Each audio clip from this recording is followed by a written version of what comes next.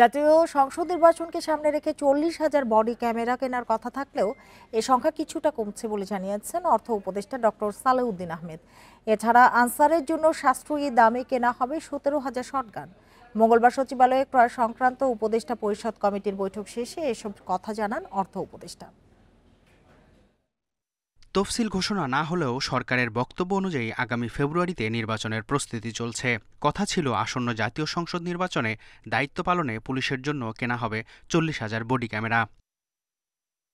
জাতীয় নির্বাচনে মাঠ পর্যায়ে নিরাপত্তা জোরদারে এবার শুধু স্পর্শকাতর জায়গায় বডি ক্যামেরা দেয়া হবে।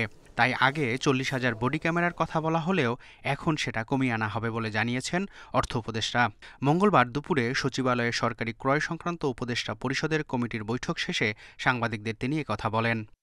বডি ক্যামেরা প্রথমত ছিল অনেকগুলো করবে, সেটা আমরা বলেছি যে আপনারা পর্যালোচনা করে আসেন, মূল্যটা আসবেন এবং সবচেয়ে ইম্পর্টেন্ট হলো প্রকিউরমেন্টটা কিভাবে করবে, একটা স্বচ্ছ প্রক্রিয়া যেন প্রকিউরমেন্টটা হয়। অর্থাৎ সেন্সিটিভ যে জিনিসগুলো ওরা ইলেকশন কমিশনের সাথে আলাপ করে তারাই সেই রিটার্নিং অফিসারকে দেবে। অর্থ উপদেষ্টা আরও জানান, আনসারের জন্য সাশ্রয়ী মূল্যে 17,000 শটগান কেনার সিদ্ধান্ত নেওয়া হয়েছে। এছাড়া বৈঠকে 1 কোটি ই পাসপোর্টের কাঁচামাল ক্রয়ের অনুমোদন দেওয়া হয়েছে। ই পাসপোর্টের চাহিদা আছে, তো সেটা তাড়াতাড়ি করে আমরা করবো। সেখানে পাসপোর্টের সাথে কতগুলো ডকুমেন্টও দেওয়া হয়, 65 লক্ষ এটা। আর প্রায় 17,000 শটগান কিনতে হবে আনসার বিটিভির জন্য। মানে এটা অনেক পুরনো হয়ে গেছিল এবং যেই আমরা দরে পেয়েছি এটা বেশ সাশ্রয়ী মূল্যে।